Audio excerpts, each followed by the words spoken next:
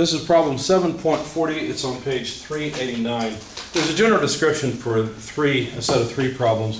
It says, for the beam and loading shown, draw the shear and bending moment diagrams and determine the maximum absolute values of the shear and bending moment. Okay. So basically what we will have to do is cut the beam along its entire length. We'll have to consider how the load in the beam varies as we move along the length of the beam. Let me draw the original beam to start.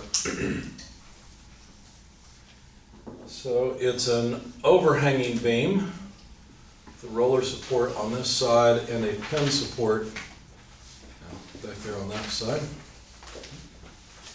There is a distributed load on the overhanging section and a point load in the span. 80 kilonewton point load and 30 kilonewton per meter distributed load for the 2 meter overhang. The span out to the load is 3 meters and then a further 2 meters more to the support. Okay? And we'd just like to know what the shear and bending moment diagrams are like for this beam. How do you think we should begin? What do you recommend? It's always the same, by the way. Reactions. Let's get the reactions first. So there's a reaction. Let's put that in a different color. Did they give us point names? Yes, they did. Oh, A and B are at either end of the beam. Okay. So they called this end A, this end they called B. I would have just put it along the length, but we'll use what they got. C at the other support, and then D at the point load. So we are interested in the reaction at C and B. Let's draw them in there so we can see them. Here's reaction C, reaction B. Why did I not draw a horizontal force at B? I mean, it's a pin support. Couldn't there be a horizontal force? Sure, there could be. But you can tell from the loading, all the loads are vertical. So the horizontal component of force at B is going to be 0. So why bother messing with it? All right, so what do you know about the sum of RC plus RB? What must that be equal to? Well, that load plus that load, whatever it is, right? How did you know that? Because you know that the sum of the forces in the vertical direction has to be 0, right? So we've got how much load? Well, obviously 80 kilonewtons, but also there are 30 kilonewton per meters over 2 meters. There's 2 meters worth of 30 kilonewtons per meter, right? How many kilonewtons is that? 60 kilonewtons. So total, 80 and 60 are what, 140? So there's 140 kilonewtons total load that has to be supported by these two reactions. How are we going to find the magnitude of the two reactions? What other equation of equilibrium might we use? Sum of forces in the x direction doesn't work, does it? Doesn't help us. Sum of moments. Sum of moments. Do you want to take moments about, well, I don't know. You tell me. What point would you like to take moments about? Let's take moments.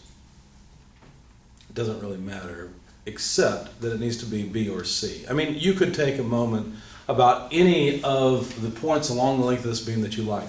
Why is it wise to take a moment equation about C or about B? Why would that be wise? Because it can kind of dissect it into just two things instead of going for all the variables. Well, basically one of the two reactions, depending on which one we select, will be out of the equation, right? Because it'll have a 0 moment arm. So let's sum moments about point B, simply because measuring distances from B I think will be easier, plus then the sense of the moment will be easier. In fact, I'm going to take counterclockwise as positive. So if I sum moments about point B, does 80 kilonewtons cause a positive or negative moment? Positive moment. Excellent. What is the moment arm of that 80 kilonewton force? 2 meters. 2 meters. Excellent. How about the reaction at C? Positive or negative? It is Negative. Negative, that's correct. Good. So minus whatever that reaction is times what moment arm? would it be 7? We're summing moments about B. So would it be 5 or 7? Because it's including the whole. It's at this point, isn't it? Okay. Yeah. So it must be 5 meters. You see that? you explain how it's negative and not positive? Sure. Something, right? Okay. Oh, yes, RC. RC. RC. You're probably thinking of the distributed load. Yeah, now I get it, yeah. Okay. What about the last moment, the moment due to the distributed load? Will it be a positive or a negative thing? It'll be positive. What's the magnitude of the distributed load? Well, that's not so bad. 30 kilonewtons per meter times 2 meters is 60 kilonewtons. That's the resultant. But where does that resultant act? In other words, if we were to concentrate down all of this distributed load, where would it act? The answer to that question is The it would act centroid? right in the center of that distributed load. Oh, okay. So it's equivalent to a 60 kilo. So this I would call not a reaction. I don't know what I would call it. Probably capital W is what I'd call it. But that's because usually these distributed loads are usually given the symbol lowercase w for distributed load. Anyway. So this load W, 60 kilonewtons, acts 1 meter over at the center of this 2 meter span. You see that? Or 2 meter overhang.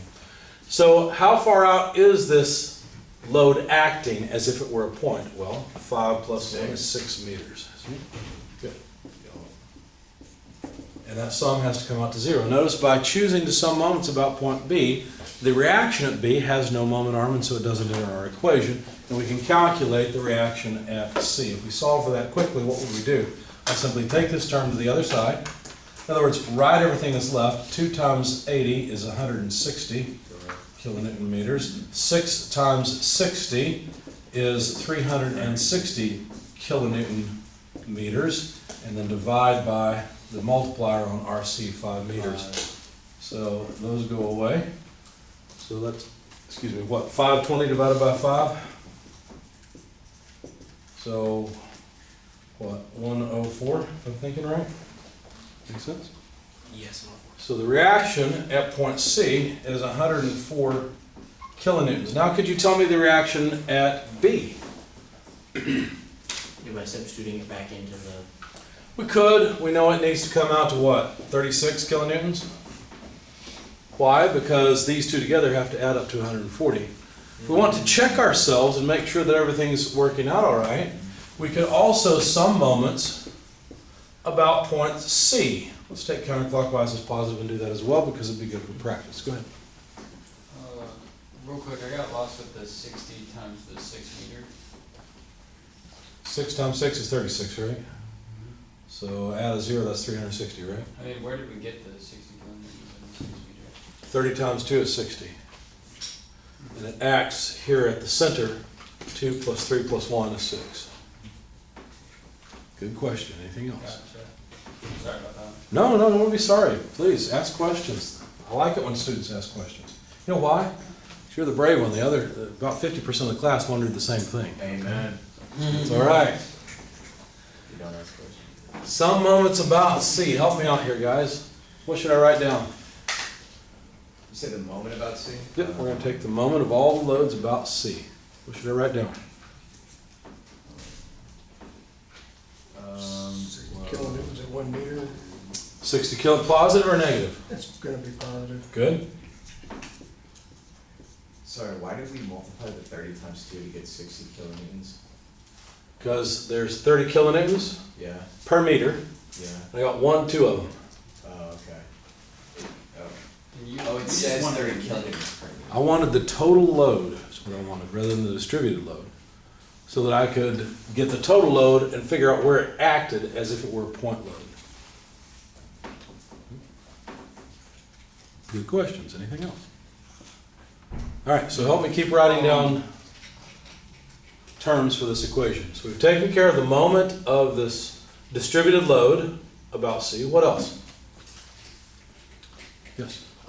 Part of that distributed load acts in the, I guess, across the line of action of the point that we're summing moments about, which would make that portion of the, what is it? That portion of the distributed load You're saying that this little bitty infinitesimally fraction small This And little bitty then- fraction has no moment arm, so how come it contributes? Because it's a calculus thing, this goes to 0 right here. Mhm. Okay, so not only that, but if you think about it, the effect of distributed load out here is gonna be much greater than the effect of distributed load, say, here. And so the effect in the moment equation is gonna be something like that. Ah, so it all See, so it all works out. in the end. sums So to the you same. take this top, cut it off, and turn it upside down, you fill it in, see? Yeah, cool. So just a geometric argument. Okay. Uh, So, more terms. Somebody got it? Yeah, the next one would be minus 80 kilonewtons times 3 meters. Excellent, you're absolutely right. Because that A kilonewton load causes a negative moment. Somebody else? Reaction at B times 5. So plus the reaction at B times 5 meters. Excellent. The sum comes out to 0. Now, we could solve for RB, or why don't you just grab your calculators and take 60, because that's what this is, plus what, 240? Plus 36 times 5, because we think it's 36, right? And see if you get 0. 240. Minus 240, excuse me. Okay, 36 times 5 is 180. Yes, it is. It does equal 0. So it comes out to 0. Nice. Okay. So all we've done is to verify. Notice that this equation is not independent from these two. You can actually take this equation, substitute it into here, and come out right here. You'll get the exact same equation. Okay, so they're not linearly independent, they're linearly dependent. Okay? So you can calculate these reactions any way you want, but that's not the point of the problem. That was just fun exercise. So now what? Well, we could start off with a free body diagram of the left-hand side of the beam, or we could start off with a free body diagram of the right-hand side. You tell me, which one do you think you would choose and why? Normally we start at the left and go right, but I think this time I'm going to start at the right and go left. Okay? Because I want to deal with these point loads first. They're a little easier to understand than what happens with the distributed load. Okay? So I'm going to make a shear and moment diagram starting out with what's happening at the extreme right-hand side. Let me move that up just a little bit. I'm going to make it line up, so the end of the beam will end up right there. Okay? And then the moment diagram will be down here. All right. Notice that I have a 36 kilonewton reaction load at the end of the beam. What is the sign convention for cuts on the left-hand face? Which side is positive, which way is positive, which way is negative? Well, left-hand face cuts, shear up is positive, and moment clockwise is positive. If we had cut the beam with the right-hand face being cut, shear down would be positive, and counterclockwise moments would be positive. Now that doesn't make any sense if what you're thinking of is what I was thinking of when I learned this, which is an XY coordinate system. But this has nothing to do with that coordinate system. This has everything to do with whether I'm going to put points above or below the line on the shear moment diagram. That's it. That's all that it's talking about. And if we set up our sign convention this way, it doesn't matter if we start from the right or from the left, we will be consistent and we will put points on the correct side or a consistent side of the line. Okay? So, you might want to remember the sign convention. You might want to draw something like this. In fact, what you might want to draw is something like this. A segment of beam that has a cut on the right-hand and left-hand face. And these are positive moments, positive shears on both sides. Okay? That way, if you got a left-hand cut face or a right-hand cut face, you know which way's up. Or better yet, which way's positive. Okay? So this is just a little diagram you may want to draw. It's probably in your book somewhere, but like I said, I'm not as familiar with your book yet. But that's positive by convention. That's a very common convention. We'll use it in other classes as well. Okay? All right, so down on the right, up on the left, and basically bending the beam upward, making a smile out of it. Okay? Those are positive loads. All right, so what are we doing? Well, we are trying to figure out how much moment and how much shear is required to keep this little segment in equilibrium. So you tell me how much shear is required right here to keep this beam in equilibrium. Well, better yet, if I move over just a little bit away from the end. Well, the shear would actually have to be a negative 36 kilonewtons. In fact, I'm going to put that point right about there. You see what I'm saying? In other words, I actually need the shear to do that at magnitude 36 kilonewtons to hold this beam in position and keep it from accelerating upward or downward. But that's a negative shear, you see? So if I draw it this way, put a negative sign, there we go. So just barely to the left of this load, I know I've got a little bit of length here, but let's just pretend it's just barely like a calculus sense, a zero, limiting type of situation. Well, then the shear will be at negative 36. Okay. And of course, actually, even though the moment obviously has to increase as we get more and more of this beam, as we're moving toward the 80 kilonewton load, it's pretty apparent that actually the shear would be constant. I mean, if we go outside of the beam material, there's no shear in the beam. So we have to come to zero once we move outside of the material. In fact, it's kind of like this 36 kilonewton load pushes us back up to zero. As a matter of fact, that's the whole reason for this sign convention, because if you look at the direction of these loads, what's nice is that these loads will basically move you on the diagram in the direction shown. For example, we were coming along with, now notice what we're plotting is the magnitude of the shear. Constant 36 or negative 36 kilonewtons, we get to this point, we encounter the load moves us up to zero, and now we're done with the beam. Okay? It makes it easy to remember. Now, how far over would the shear be constant at negative 36 kilonewtons? I realize the moment's going to change, but for vertical equilibrium, I need negative 36 kilonewtons of shear. For how long? Probably until we get to the 80 kilonewton load. Get to the 80 kilonewton load. So let's put some notes on this chart. Let's see, we got 2, 3, and 2. That looks like about 2, maybe a little more like that. Now, since this is an x-coordinate in meters, really this position is 2 meters. If we measure from the left-hand side, 0 meters here at the beginning at A. So 2 meters, 2 plus 3 is 5 meters, and then over here a further 2 is what, 7 meters.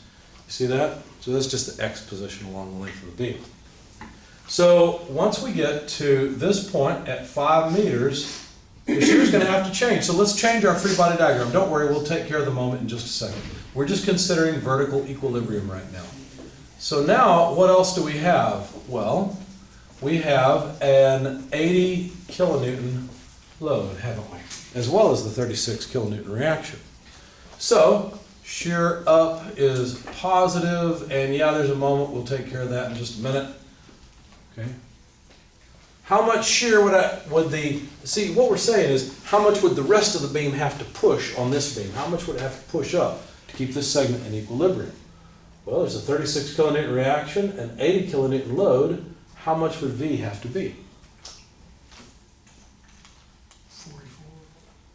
44. Negative 44. 44. Simple. In the positive direction, right? So at 5 meters, or just past it, however you want to say it, just past this 80 kilonewton load, we know that the shear has to be 44 kilonewtons. Otherwise, the beam segment would not be in equilibrium, would it? What I'm going to do is change things just a little bit. I'm going to put the 36 down here. The negative 36 is pretty obvious because it's on the negative side. And the 44 up here, because having these lines go all the way across my graph is going to be messy. But my shear is measured in kilonewtons. Okay? Let's clean things up a bit. So basically, notice what happened. This load made a change of 80 kilonewtons because 44 plus 36 is 80. Isn't that nice? Look, it's even in the right direction. If we're moving to the right, this load caused a change downward in the direction of the load by 80 kilonewtons. Once we get over here, the reaction brings us back up by 36. Again, this is the whole reason for having the sign convention as we have it, because it makes our intuition and graphing a lot easier. Okay? So your negative 36 is moving towards the right? Is that what The that negative is? 36 is the shear in this section of the beam. Yes. That's all it is. As a matter of fact, all of these numbers are shear in the beam. Notice the shear in the beam is not 80 kilonewtons, is it? The shear in the beam is either 44 kilonewtons on one side positive or 36 kilonewtons on the other side negative. Okay. Now, what do you think is going to happen as I consider movement to the left? What's going to happen to the shear since there are no loads? Once it gets to the support. It only starts changing when we hit the support, right? So, let's just make a line all the way over at a constant 44 kilonewtons till we get to the support. Now, usually we draw these from left to right, and in that sense, the loads cause movement in that direction, okay? So since this reaction is upward, we'd be moving upward here, but let me sketch the whole thing so you can see what I mean. Let me draw the beam, and we'll cut it just past the reaction where we have 104 kilonewton. Yeah, there's a little bit of distributed load, but not enough to worry about. We're just going to neglect the distributed load because we're just barely past this point C. Okay. So now, shear upward is positive, moment clockwise is positive because this is a left-hand cut face. Now what? How much shear do I have to hold this segment in equilibrium? Well, let's see. We've got 104 up, minus 80 down. So that's what? 24 left? 24 up left? 24 and 36 together are what? 40, 60? 60. 60. So how much shear do I need? And in what direction? I need shear in the opposite direction at magnitude 60, don't I? So the shear in the beam is negative 60. Right?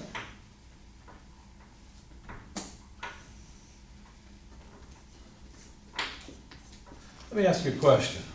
What do you think the difference is between positive 44 and negative 60? What's that span? 104. 104. See what happens? Isn't that nice? We're moving along, and it's as if this reaction just bumps the shear up by 104. Moving along, it's as if this external load, in fact it does, simply bumps the shear down by 80. You see? And then when we finally get to this point here at B, the reaction at the end bumps us back up to 36 to get to 0. Because think about it, we can't have any shear in the beam after the beam's done. The shear better go to 0. Go ahead. Will you go over how you got the 60 again? Sorry. You're fine. I saw the 104 and the 136. 104 minus 80 is how much? That's where you get the 140 between RC and RP. Okay, but what's 104 minus 80? 24. Okay, so net between these two is 24 up, right? What's 24 plus 36? 60. So Okay. right now we got 60 pushing up, we better have 60 pushing down. That makes sense? And that's why it's negative 60. Go ahead. Could you use this to like load a semi or something? Oh, you can do all kinds of stuff with this. This is extremely useful. So we'll be using this in strength of materials, you said? We will absolutely study this as a whole chapter in strength of materials. And basically, strength of materials will take these and put them on steroids. Okay? So I'll give you easy ones in this class, but much more difficult ones in strength of materials. And then if you take machine elements with me, we'll use it again there because it's very useful. Okay? Now, I shouldn't have drawn this line over because if you think about it, if we move, say, I don't know, let's say we move over a half a meter. Now there's a little bit of distributed load. So if we move over, where was this? This is what, 2 meters? If we move over, let's see, there's 1.5. If I'm at 1.5 meters, how much shear do I need to hold the beam in equilibrium? Well, now I've got some help, don't I? Instead of needing 60 kilonewtons down this way, which is the negative side, I've got some help. I've got how much help? Well, 30 kilonewtons per meter times a half a meter, there's 15 kilonewtons helping me out, where the shear doesn't have to do quite so much. As a matter of fact, that point, let's see, if you start looking at all of this and summing forces and all of that, where were we? We were at 60, right? We needed negative 60, but now we got 15, so now we only need negative 45, don't we? Okay, so negative 45, where is that? Well, let's see, that's about negative 30, so negative 45 is, about there. What do you think is going to happen when I move over and consider cutting the beam just past the 1 mark? Now I've got more distributed load. Now how much distributed load do I have? I've got 30 kilonewtons, don't I? Because I've got a whole meter's worth of distributed load, right? Well, why did you use the 1.5 though? I'm just moving along, just Okay. chose, I could've used 1.75, but then the math was harder, that's why I bother. You'll see what happens, it's pretty I simple. guess why wasn't it 1? It is now. We're moving to 1 now, I wanna show you what happens with multiple points. So 30 kilonewtons, how much shear do I need now? I need negative 30. I needed negative 60 when we were over here, but now I've got 30 kilonewtons helping me out, so I only need 30. Where's that? That's right there. You see what I'm doing? I put in a point at 1 meter, a point at 1.5 meters, and if you notice, there's a straight line connecting those points. Help me out, let's go a little bit farther. Let's go over to a half meter. Now how much have I got? I've got 1.5 meters worth of 30 kilonewtons per meter. Well, that's 45 kilonewtons total, isn't it? Now how much shear do I need? I only need 15. Exactly. That's right there. What do you think is going to happen when I move all the way to the end of the beam and I've got the full distributed load? How much shear do you think I'm going to need at the end of this beam? Probably close to 0, if not You 0, need so. exactly 0. And there's our shear diagram. Okay. So there's the shear diagram for the shear along the length of the beam. It kind of makes sense, doesn't it? That as you, let's start from the other side, as you add more and more distributed load, the amount of shear necessary will increase. As a matter of fact, the shear will start off at 0 when we cut the beam all the way to the extreme left. That's what we see here. As we add more and more distributed load, the amount of shear required will increase linearly because we're increasing the effective load linearly. In fact, by the time we get to 2 meters, just before we reach RC, we will have all the distributed load at a magnitude of 60 kilonewtons, so we'll need 60 kilonewtons of shear. You see, we could have started at the left-hand side and moved our way through it. You see? Okay. Notice it's consistent because with shear down being positive, in fact, I need negative shear, right? I need shear to actually point upward to fight this distributed load that's pointing downward. You see? So this is all consistent. That was fun. What about the moment diagram? What is the moment? Well, there's actually an interesting relationship between shear and moment. I'll go ahead and tell you what it is, and that is that the moment is actually the integral of this graph, but we won't use that information yet. Go ahead. How do we know when to use a shear graph? How do you know what? When to use a shear graph? When I tell you to. Okay. So it'll be in. Draw shear and moment diagrams. That's going to be a problem Okay. statement over and over and over in this And chapter. when you, are they usually connected, the shear and moment diagram, or will you, is it only connected for this one and normally you'll just be like, oh, make a shear one or make a moment? Well, on this problem. I we will also always mentioned- ask for both. Okay, always ask for both. Yep. And the reason is because you can derive the moment diagram from the shear diagram pretty much. Okay. And by the way, what we really did just now is we derived the shear diagram from the load diagram. That's what we really did. Okay. In fact, these are impulses or point loads, and notice they cause step changes in the graph, whereas distributed loads cause linear lines. You can have distributed loads that are more complicated than this, that aren't just uniform distributions, that are, say, triangular distributions. And they cause even more complicated shear and then moment diagrams. But I'll show you how all that works with calculus in the next section. Oh, like the sprinkler and the parabolic loads? Maybe so. Good. All right, so let's go back and reconsider our beam. Let me get rid of a whole bunch of this. Let's go all the way back to where we took just a little segment of the beam. We said, you know what, we're going to have some shear and moment in order to hold this in equilibrium. So let's figure out how much moment's required. Now the shear is actually down this way, so the shear and point load are tending to try and cause a counterclockwise rotation of this little segment. So will the moment be positive or negative as I've drawn it? Well, if the force couple here is trying to rotate things counterclockwise, then this is better to try to rotate it clockwise. So it's going to be a positive moment, okay?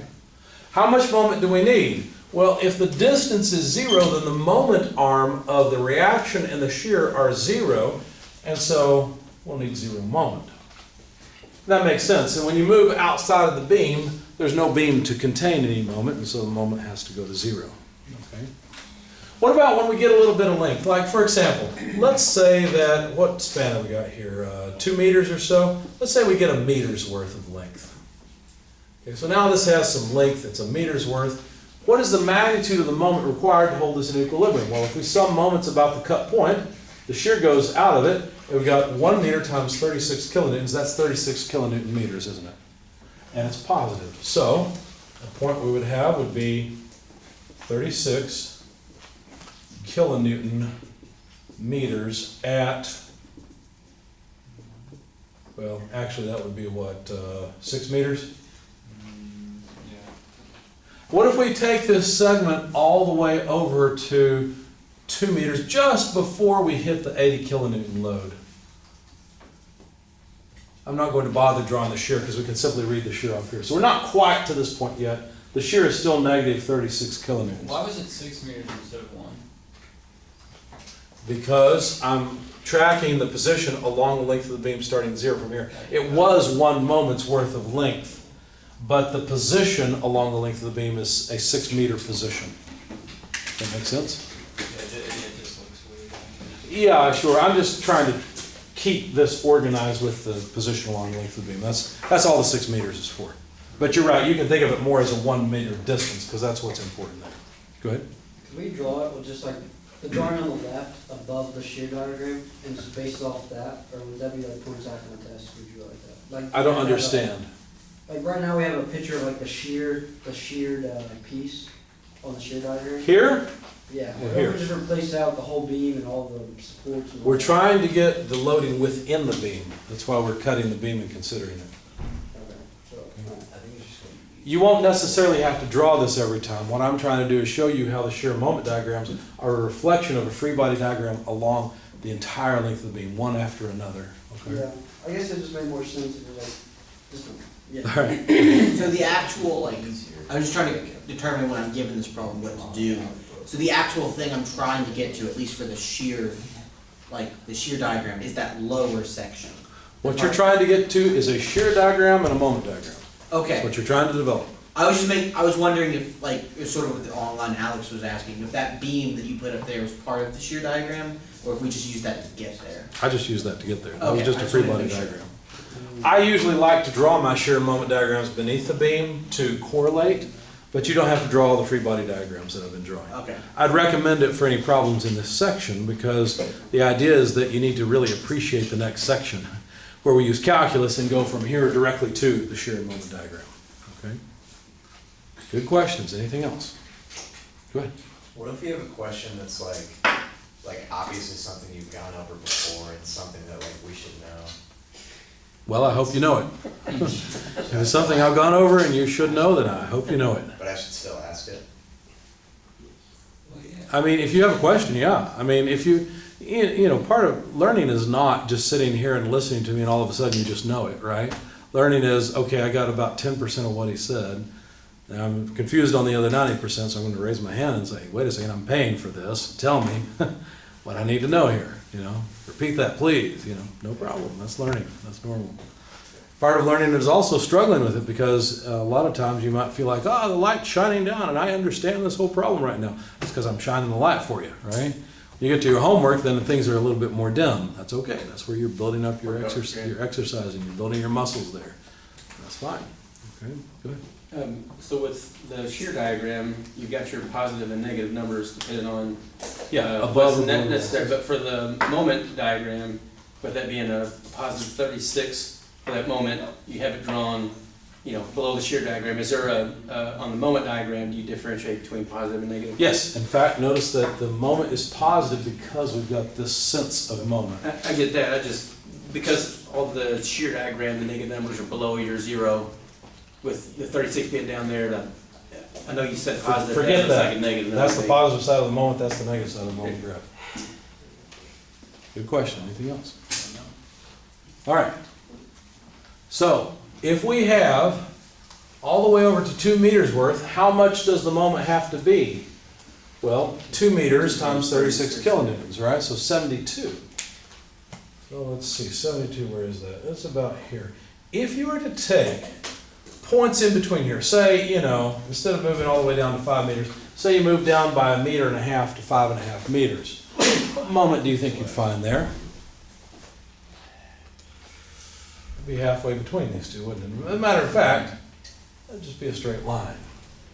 The reason it would be a straight line is because the shear is constant here. If the shear were angled, then that wouldn't quite work. In fact, you'll see that here in just a moment once we get to the distributed load. Okay?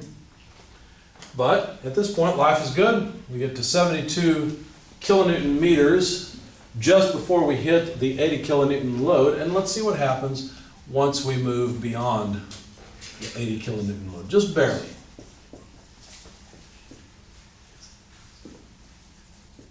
Now, I know I didn't quite draw it that way, but let's just pretend that there's basically zero distance between the 80 kilonewtons and this location where I've cut. Well, then there's no moment arm for the 80 kilonewton load, is there?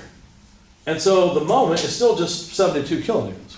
What I said is, on the right side of the 80 kilonewtons, the moment's 72 kilonewton meters. On the left side of the 80 kilonewton load, the moment is still 72 kilonewton meters. That's all I'm saying. It's a calculus limit zero type thing, where this is just a point. Okay? But what happens when I get some significant distance away from the 80 kilonewton load? Why don't we move back from 5 meters to a position of 4 meters? In other words, we'll have a distance of 1, 2, 3 meters, you see. And so we're at 4 meters. Clear, let's see, so that's 4, that's about 3 right there. That way we can keep track of things. All right, now we've got our moment. Well, now the 80 kilonewton load has a 1 meter moment arm. Does the 80 kilonewton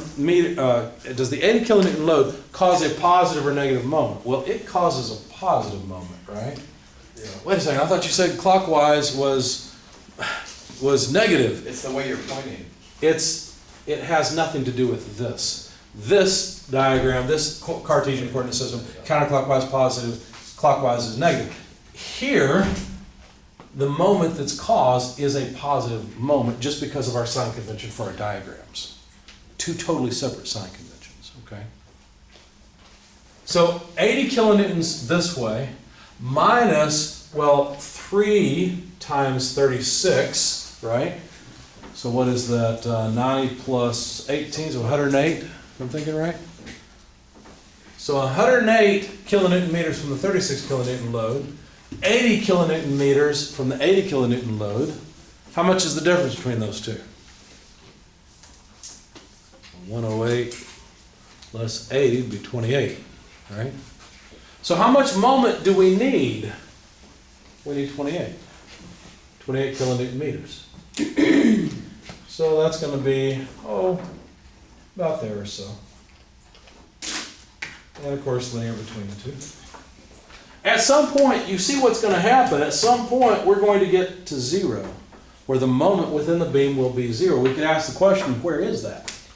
Well, basically what we're saying is summing moments. We don't know exactly what point it is. That's the point we're trying to find. Now, this might be confusing because now I'm summing moments with respect to this coordinate system. Okay?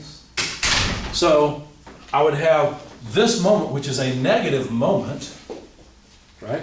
And of course, I'm trying to find the point where that moment in the beam is 0.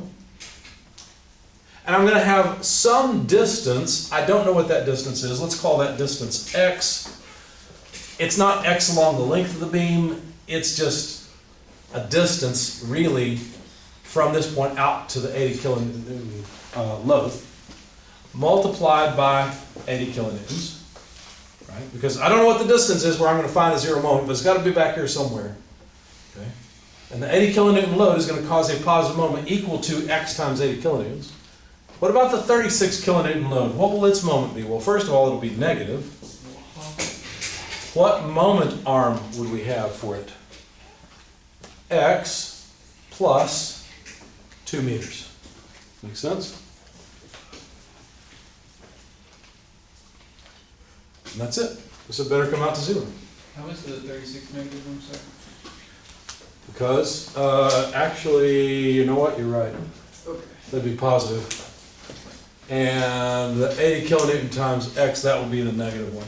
It's because it's like, it's flipped back. Well, I'm looking at xy now. Yeah, I got it. Something like that. Right, that's the coordinate. You could use either one, it really doesn't matter. Okay. Okay. All we gotta do is solve for x. Well, let's see.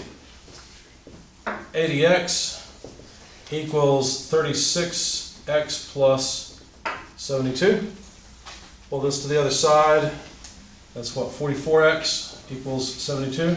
X equals 72 by 44. What is 72 by 44?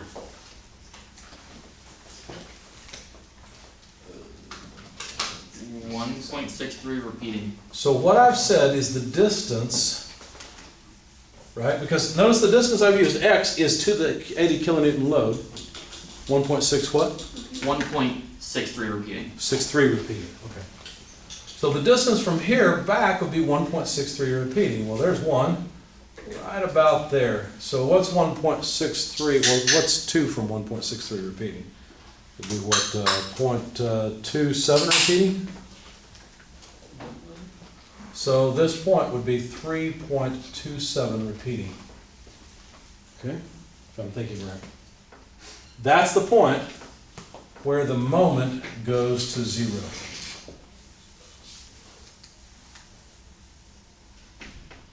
Wow. Make sense? Kind of, sort of, maybe? Notice the key. I was looking for the point where the moment goes to 0. I know the point exists somewhere. I just got to figure out how far over I need to cut the beam so that the moment will go to 0. That's all I did. Sorry, I'm not, where did we get the 0.27 repeating from? In my head, maybe I did it wrong. You said 1.63 repeating, right? Yes, 1.63636363. Oh, I thought you were saying 1.63333333. No. Okay. That's So- what 1.63. Is that better? Maybe, what did we add to, Well, notice that what I'm saying is the distance from here to here is the number you gave me. 1.63 from 2, no, that's what he subtracted. oh, subtract. So I took that away to figure out how much space there is going on to 3.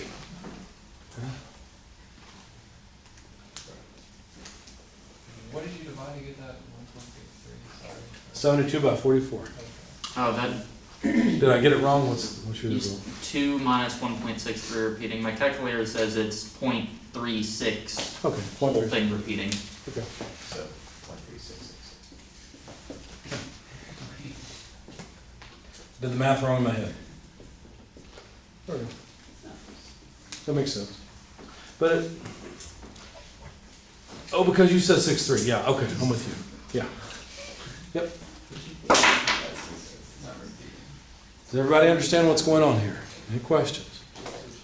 What do you think is going to happen as we continue to cut the beam farther and farther over? For example, let's just go ahead and cut it at 3 meters along the length of the beam.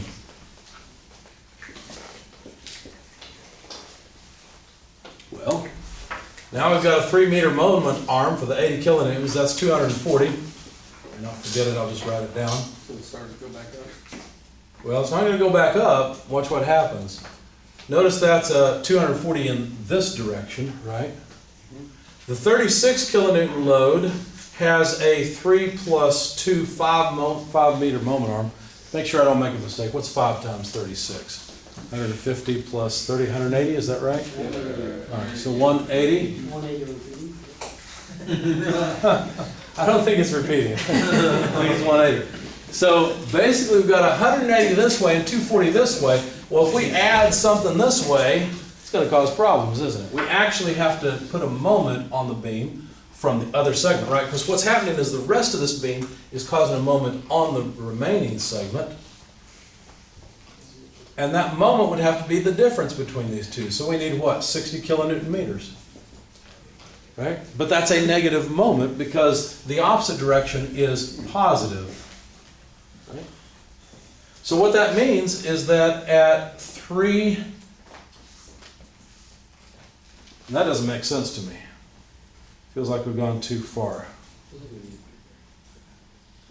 Let me check myself here. If I cut at 3, oh, you know what? I used a 3 meter moment arm. I was wrong. I'm cutting the beam at 3, so we've got only 2 meters to get to 80. Let me try that again. 2 meters to get to 80 would be what, 160? And then 4 meters to get to 36 would be, 4 36s are, 44.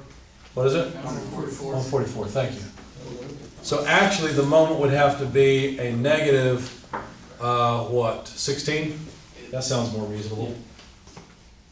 So this point is negative 16 kilonewton meters. Now let's go all the way back to just before we hit the support, okay, and the distributed load. Let's try that. All right. So now, this would be 240, because now we do have 3 meters to get to the 80 kilonewton load. 3 and 2 are 5, so this would be what I had before, which were what? I don't remember now. 180, I think? Yes. So now we would be at negative 60 instead of negative 16. That seems reasonable.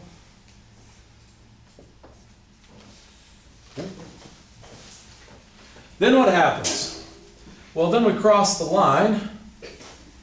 We end up with practically no distributed load, okay? But we now have a point load of 104 kilonewtons. Okay? But there's no moment arm for that 104 kilonewtons. So what I'm saying is, to the right and to the left of point C, which is right here, the moment is negative 60 kilonewton meters. Okay? Now, let me cheat just a little bit. Let me start from the other end of the beam, because that'll make our lives just a little bit easier. Okay? Let's forget all this right-hand cut stuff, and let's make a left-hand cut. Let's see. I don't think we need any more of this.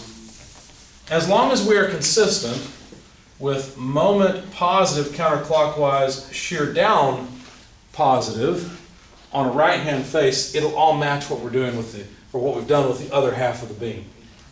So let's consider what happens when we have a little bit of load. Well, with a little bit of load, say a negligible amount of load, because we just barely cut a sliver off the end of the beam, we're not going to need any shear. Not a surprise. We're not going to need any moment. So we'll begin at a moment of 0. Okay, that makes sense. We're out of the material of the beam, we've just come into the beam, no moment load in the beam whatsoever. What do you think will happen, though, when we get a little bit of beam material? Let's go over to, I don't want that much, let's go over to a ½ meter's worth. Okay. Not really worried about the shear. We could read off the shear if we wanted to. I'm more interested in the moment. How much moment do I need?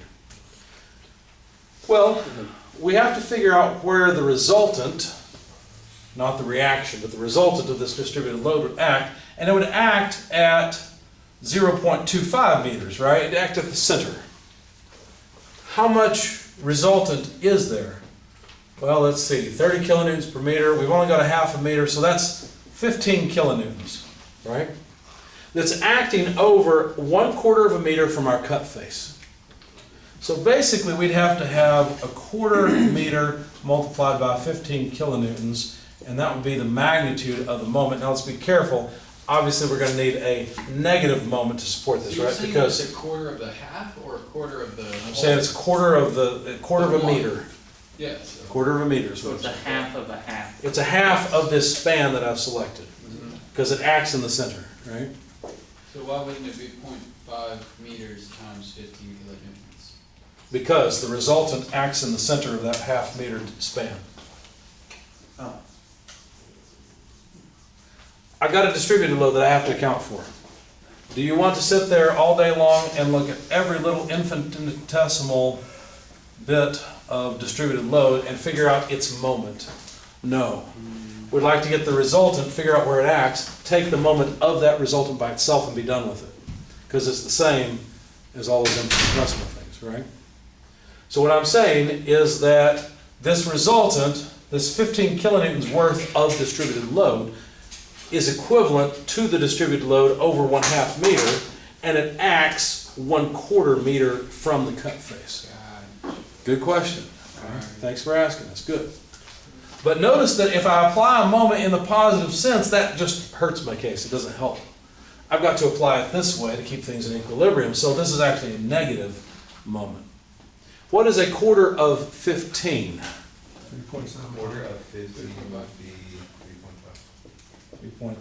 3.5 or 3.75? 3.75. Yeah. 3.75 repeating.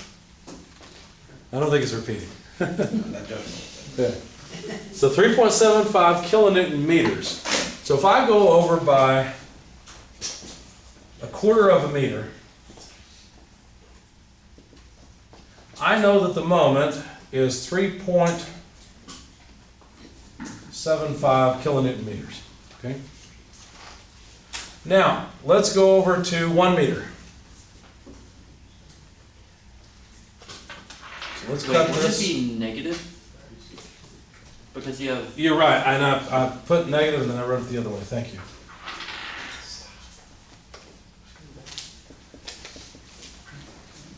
Okay, thank you. Now that's actually, if this is 60, there's no way that's 3.75. Let me try to make it a better scale. There we go. Actually, let me pull points off. Negative 3.75. Okay. What if I go over to a whole meter's worth? Where does the resultant of the distributed load act? Well, by the way, how much is the resultant? If you've got a whole meter's worth of 30 kilonewtons per meter, how much have you got? 30. Where does it act? At a half a meter over, right? So our space is a half a meter. From here to here, 0.5 meters. All right? So 30 kilonewtons at a half a meter is going to cause how much moment? Well, let's find out. Looks like 15 to me. Should it be positive or negative? Well, if I do this, I'm not going to help anything, right? I got to do that. So it's negative. So we have moved over only 1/4 of a meter to half a meter, and our magnitude of moment went all the way down to negative 15 kilonewton meters. What's happening is we've got a concave down type of curve here. Go ahead. If you're going 1 meter over 30. You're right. I went over 1 meter and then I put this at a half. You're right. Yeah, it should be at 1 meter, shouldn't it? And also, this should have been at a half meter, not at a quarter meter. I messed that up too. Let me try one more time. So negative 3.75 is actually right there. And then we've got negative 15 right here. There we go. It's not really apparent yet, but this is concave down. Okay. Thank you. You're right. Now let's take the cut at 1.5 meters. That would be 0.75. Well, now we've got more distributed load. As a matter of fact, how much do we have? 1.5 meters worth of 30 kilonewtons per meter is 45 kilonewtons.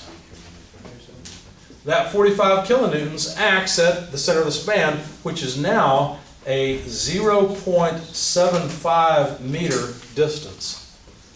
So now 0.75 meters multiplied by 45 kilonewtons. 33.75. 33.75, is that it? Yeah. Thank you. Positive or negative? Well, this is still not going to help, is it? So negative. So at 1.5 meters, what about here? We end up down here all the way at negative 33.75. What do you think is going to happen when we cut right before 2 meters? Let's extend it over. Add more distributed load. How much distributed load do we have now? 30 kilonewtons worth. No, not 30. 30 times 2. 30 times 2, so 60. I'm confused about the positive and negative, because you're going this way. And Don't then- think about this anymore. Okay. We're only on sign convention for this. And the sign convention is that way is positive.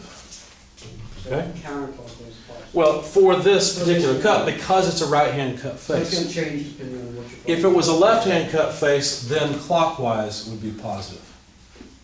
Okay. And that's why I had you draw that little diagram earlier, okay? So you can remember all this. If you didn't draw it, I'm seeing it. here it is. I'm seeing it now. Okay.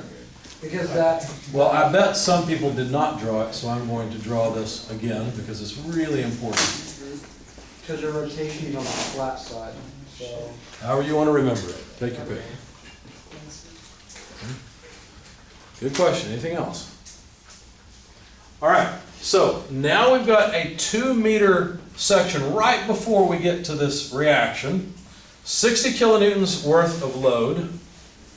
And the moment arm is a 1-meter moment arm. So let's see. 1 meter times 60, well that's pretty easy. That's negative 60 kilonewton meters, isn't it?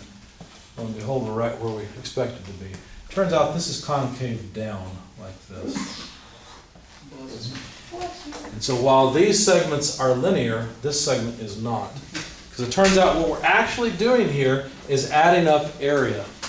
Check it out. We add a little bit of area at the beginning so we don't expect a whole lot of movement.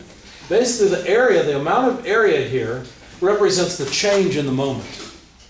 We add a little bit of area so the moment changes a little bit. We add more area, the moment changes more. We add a whole lot more area, the moment changes more. We add a tremendous amount of area more, and it changes even more. You see that? Whereas when we're moving along here, adding up area or integrating, really is all we're doing, we're adding a constant amount. Every meter that we move along, we add a constant amount of area. That's why the line is linear here. Same thing for here. Notice this is positive area, so the moment changes in the positive direction. This is negative area, so the moment moves down. Just like this is negative area, so it moves down. So that could be a way to check ourselves. Okay. That's right. Sure is. And that's the whole point in doing this. I know it seems confusing because you say, well, I thought counterclockwise is always positive. We're not referencing this. We're doing this to make our lives easy. Okay? And that's it. As long as we're consistent, it'll work out. Any questions about all this? Well, that's it. There's the shear and moment diagram. If we really wanted to, we could figure out the equation of this line and that line. Turns out you can actually figure out the equation of this line. It's a parabola. Okay, we'll talk about that in the next segment. Okay, and then you could answer the question, plug in any point x along the length of this line, and you can know then the amount of shear and moment in that section. By the way, would you expect to have one equation that represents you can put in any x from 0 to 7 and get the shear? No, it's impossible. These are piecewise curves, right? This curve's equation is pretty simple. It is v equals 44. The equation of this curve is very simple. It's v equals negative 36. So you have to have pieces. A piece from here to here, a piece from here to here, a piece from there to there. You're not going to have one equation that tells you what the shear is along the entire length of the beam, and that's okay. It's just a piecewise thing. Same thing down here. This section is going to be a parabola. This will be a straight line with a positive slope, straight line with a negative slope. Go ahead. So if you're doing this on like a large structure, would you just do like logically what you think would be like the largest and lowest point and then find it and then be like, okay, well. What you would do is figure out what all the loads are. From the load, make the shear diagram. From the shear diagram, make the moment diagram. And after you do all those calculations by hand, and you realize that there's a lot of minor loads in here you didn't include, you'd whip out finite element analysis in SolidWorks and do it that way. That's really the way you need to do it. But, so you might wonder, well, why don't we just study SolidWorks and be done with it? Because you need to understand this intuitively. Okay? That will help you quite a bit in solving problems and understanding how things really work. And once you understand this, you'll understand why that's the way to break a pencil, right? Not just by pulling on it, because you can put a whole lot more load in it that way. Go ahead. Well, I guess tacking on to that, large structure, etc. How would we know, I guess, because we have that distributed load over there, which could represent, traffic or wind or etc. There's all those things of like, oh, what if traffic is heavier this day than that day? What if, more people per car or, higher wind force? How would we go about that? I can't tell you for bridges because I never designed a bridge. But I imagine that for bridges there are standards that are developed for standard traffic loads. and you design against that with a factor of safety. The reason I think that is because when you're designing a joist for a house, for a floor, there's a huge difference in a joist for a home and a joist for a place where there's going to be a whole lot of people. Because there's something called live load and dead load. Dead load is the amount of furniture and all the stuff, the furnishings and things that are on the floor. Whereas live load is people moving around. Have you ever heard of people having a party and having too many people in their home and the floor fails? It can happen. It can happen. Because the idea behind engineering is not to just over-design everything, it's to use the right amount of material so that we don't waste material, we don't waste effort and cost and so forth. If you guys have ever been over to Louisville, there's a place called Level 1. It's a hackerspace. It's in Butchertown. Above the hackerspace is a venue it's one of these, used to be a factory and they cleaned it up and polished the floors and everything and now charge out the wazoo for wedding receptions, that sort of thing. What's neat is in the hackerspace you can look up at the floor that is the floor where all the people are dancing and having a party, right? What's really neat is the joists are wood joists and they are set only about 8 inches apart. Most of the time in a home, joists are set at about 16 inches apart. Why did the designers do that? Why did they waste so much material there? Because they knew there would be a live load there, or a load, since it was a factory of some type. There was much more weight per square foot than the typical home would expect, you see? So there's a big difference in load standards for different applications. There's got to be a load standard for bridges, I just don't know what it is. And you also typically add in a factor of safety so that if something happens that you didn't expect, it works anyway. But then you also have to consider things like resonances when the wind pushes the bridge and causes it to sway. So there's all kinds of interesting things to consider. Sometimes bridges ships hit bridges and all the calculations go out the window because you never expected that kind of load. Funny thing is, actually they did expect that kind of load. Really? What's happened apparently is shipping containers are about twice or 4 times the size that they used to be. They've gotten bigger over the years. Huh. And so that bridge was not designed to take a hit from such a large container ship, So if it was an older ship, it would have been fine. apparently. Buildings are actually designed to resist airplane strikes as well, believe it or not. Then we built bigger planes. Well, the plane's not supposed to be running into it. Yeah. Any other questions? Anything else? Make sure we get that. All right.